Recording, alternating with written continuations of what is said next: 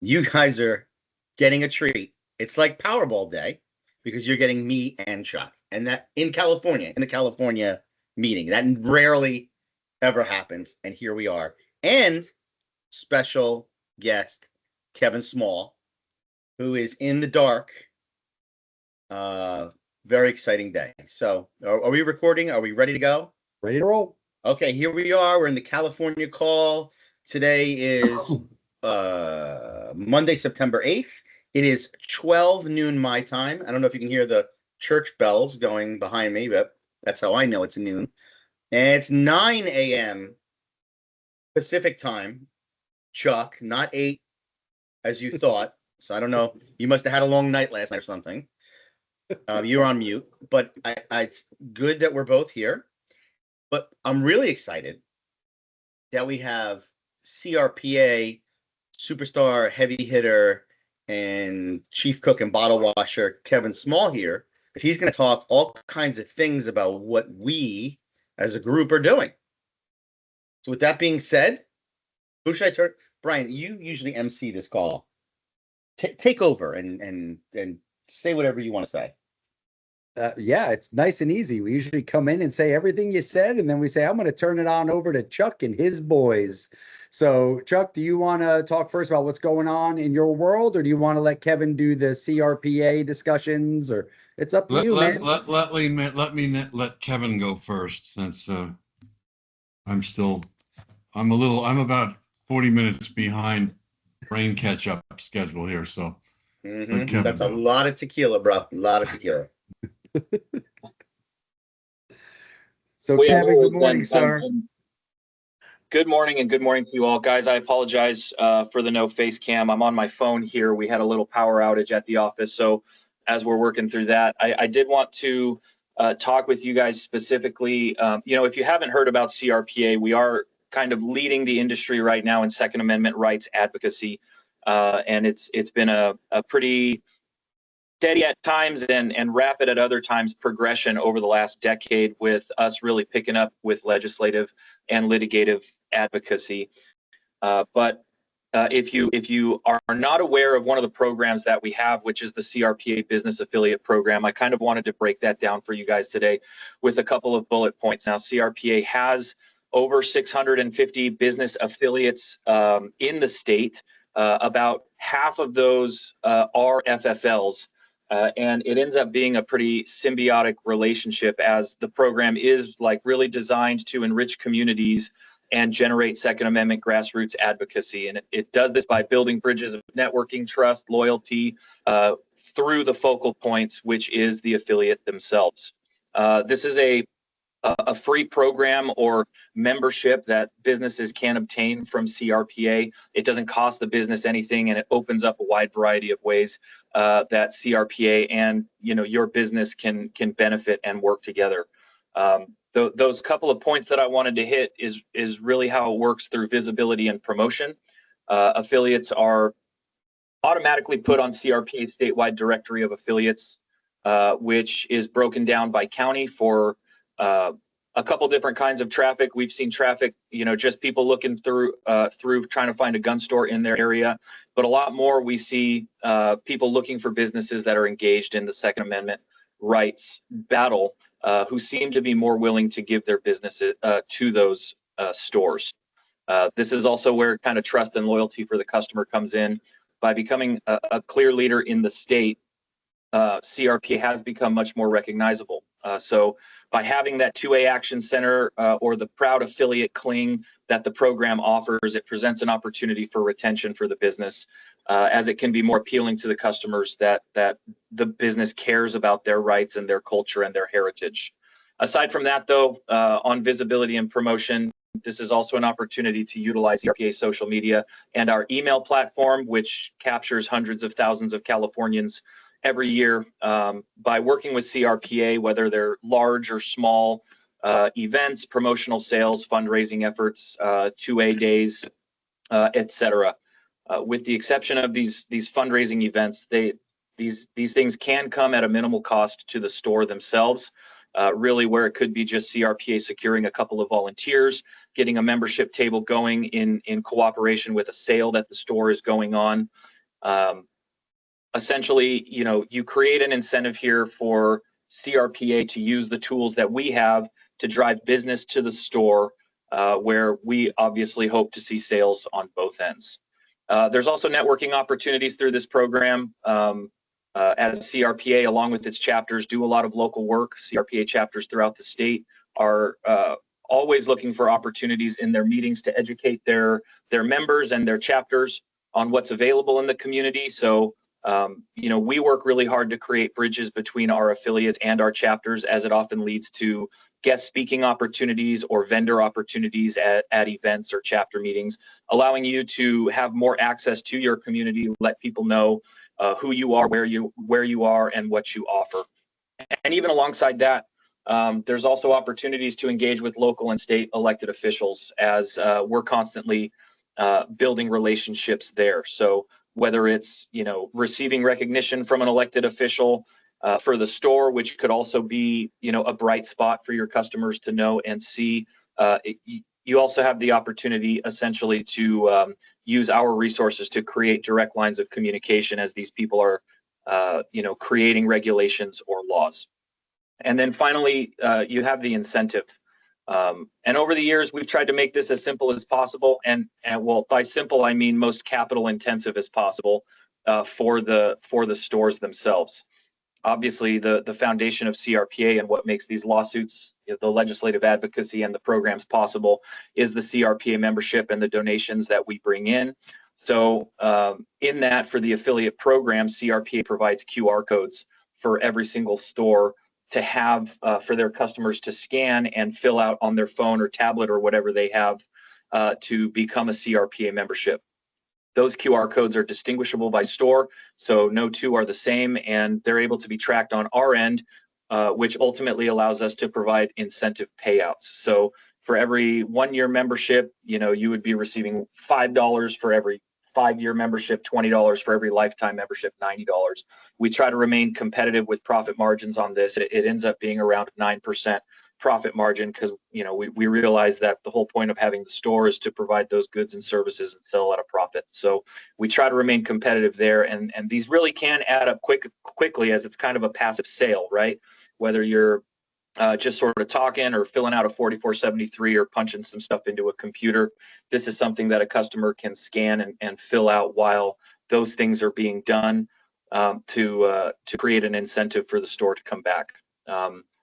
So I guess in conclusion here, that the appeal for the program is that everybody wins. Our mission, obviously, is to push and preserve for Second Amendment rights for all Californians. By becoming an affiliate, the business can gain visibility and revenue and customer loyalty. CRPA, on the other hand, can gain membership and increase our effectiveness through litigation, legislation, and programs, turning those customers that became CRPA members into advocates that'll ultimately turn around and advocate for themselves and the businesses where the relationship started. So, if you guys aren't a part of this program already, we've provided links for FFLGuard. You can use that to become an affiliate, or you can go to CRPA website, or in general, if you have questions, that contact@crpa.org email can also come in handy. So let's talk, Kevin, right? I've done a CRPA podcast, right? Yeah. We're going to do another one. Looking forward to it. Yep. We've been talking, CRPA, Chuckles, and I, and support team, about doing a barnstorming tour of California that we're gonna cobble together and make more formal announcements about, probably around SHOT, and let everyone know that we're going to trek from top to bottom of California and try and do some speaking engagements that CRPA is going to be a co-sponsor of, right? I'm thinking maybe you should avail yourself to come to some of those speaking engagements, and we should podcast or broadcast or what have you with the owners, not only at the meeting itself, but the owners of whatever facility permit us to use their facility for our speaking engagement. I think that might be a nice idea that just came to me while you were speaking in the dark. So let's keep that in mind. I think we should do that. Yeah, I think that sounds like a great idea. And there's always content there, as the regulations and the laws and the legislation are always changing and being updated. So it's always good to be able to get out and share those talking points, let people know what's going on, and also a good way to, again, increase these efforts would be to get others to sign up for CRPA membership. It really fuels the machine here. That's going really fast. So yeah, I think that sounds like a good idea, great opportunity for education. Awesome. Pivot over to my guy. Still has Jersey blood because he can't wake up early, or maybe you woke up too early. I don't know what you were doing. You may have not even gone to sleep yet. You may still be rolling whatever dice you were rolling at 4 a.m. I wish I still had that party ability in me. What are you doing tonight? What's going on? Well, so you want to hear about some lawsuits and things that are in flux? Yeah. I don't have the details on the legislative session. We should have Rick Travis on our next call to talk about wrap up of what's going on in Sacramento. In a nutshell, I know the numbers. They beat like 70 bad bills, and there's like 4 bad bills left. CRPA sent an announcement about this around last week, but I have lost track. I don't know if Kevin knows what we're still fighting. But we got rid of most of the bad ones, and some of that was because the budget was so tight. Some of that's because Gavin Newsom is trying to now pander to the middle. And some of it was because of great advocacy. I would take a second, and I don't know how many of you guys knew Sam Paredes, the executive director and basically the leader of the Gun Owners of California group. Sam passed away recently. I talked to him 3 Saturdays ago, and he passed away on Sunday. I had been working, and CRPA has been working very closely with him for decades. Unfortunately, we lost him, and so that's a big loss. And he was only 67, which is my age, which has caused me to have a rather very self-reflective time here about the fact that you only live once, and there's times that you got to make the most of it. You never know when you're going to get called home. So the comfort I take from this is that he was a great leader. He was a brother in arms, and the cause goes on.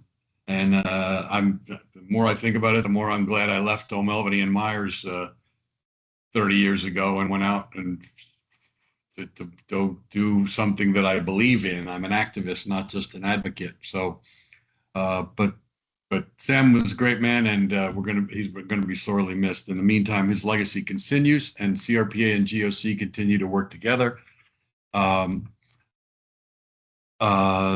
So they stopped a bunch of the bad bills. I'm sorry I don't have the list of those, but in the meantime, in court, we've had some great wins, which we have to lock in, but they're on their way.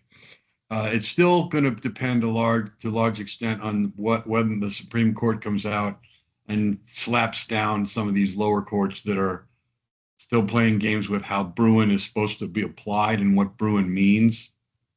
They're saying that suppressors aren't arms, so they're not covered by the Second Amendment at all. Magazines aren't arms, so they're not covered by the Second Amendment at all.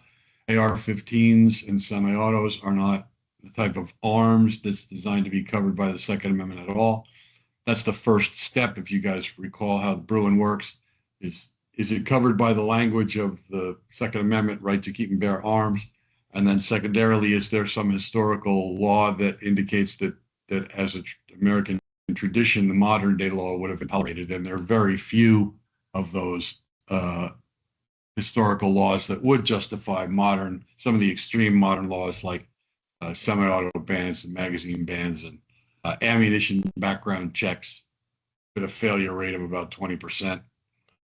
So the Rhodey case is the ammunition background check. We won in the three-judge Ninth Circuit in front of the three-judge Ninth Circuit panel. The state has asked for en banc review. We have opposed that, and now we'll see what happens. The Ninth Circuit, the head count there is almost 50-50. It used to be 2/3 Democrats, progressives. Now it's about 50-50, and we've got some very active Trump appointees from his first and second term that are very much on our side and calling out the judges who aren't for being intellectually dishonest in the way they're applying Bruin. So we'll see if they grant en banc review or not on that one. In the meantime, the United States government may weigh in on that. The United States government now, and Harmeet Dillon and the US DOJ is getting involved in a lot of these cases. So in addition to the Rhodey ammunition background check challenge, we have the Duncan case. That's the magazine case that's been going on since 2017. We've now asked the Supreme Court to take that case. We fully expect that the United States DOJ will join us in asking the Supreme Court to take that case, which increases the chances significantly that the Supreme Court will take the case.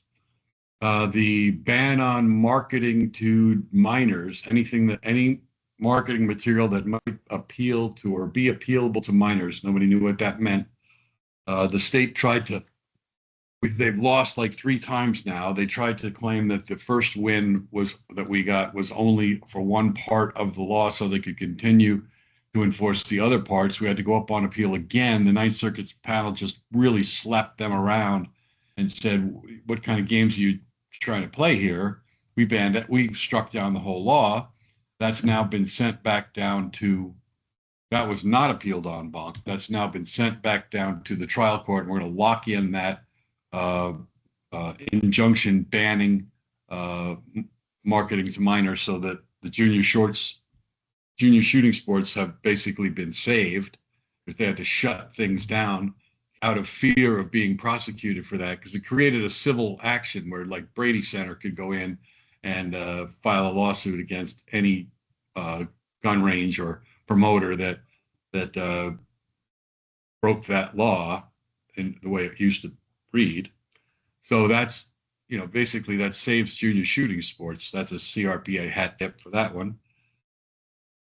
Probably the biggest thing, and this, I think, although obviously the ammo background check is a big pain in the ass for FFLs. The magazine ban is a big sales limiter for FFLs. The semi-auto bans are a big sales limiter. So we want to open up all those markets for you guys, but I think still the biggest one is handguns and CCW specific, carry handguns, EDC handguns in particular. And so we have to go jurisdiction by jurisdiction so far, fighting the jurisdictions that charge too much or take too long to actually process a CCW application. The LA County Sheriff is the biggest market in the state, and they are about to bring themselves in line, dedicate the resources that need to be put in place to process the applications fast enough.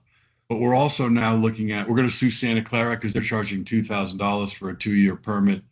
We have a bill in Sacramento that would extend the period of the license from 2 to 4 years, but that was held up because the friggin' commies up there they want it to be as expensive as possible and to take as long as possible so that people give up. They don't want it to be good anywhere either. That's what the SB2 bill was about, sensitive places.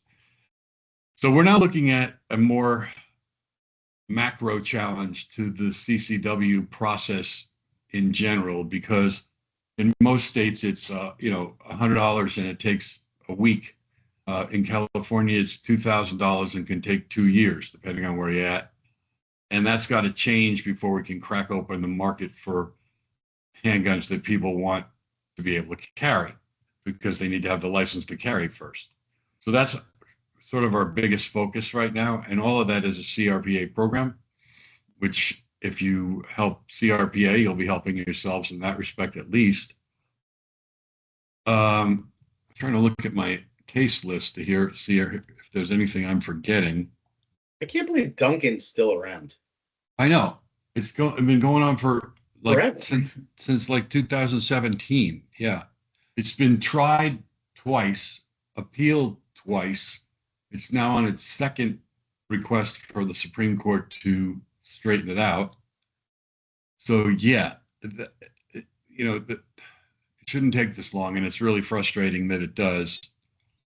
But the bottom line, I guess, is that once the Supreme Court, the Supreme Court is being forced to weigh in again, a third time. We had Heller, Bruen, Castello,